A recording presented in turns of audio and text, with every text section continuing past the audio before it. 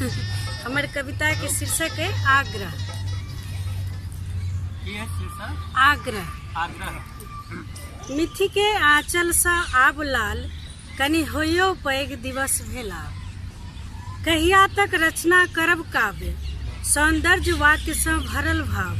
अछि व्यवहारिक रीत सबल, कर्तव्यक साथे बोध जकर। पुनि भेद रहल अछि संकीर्णताक डोर। जतय नहीं सोझरायल एकहु छोर।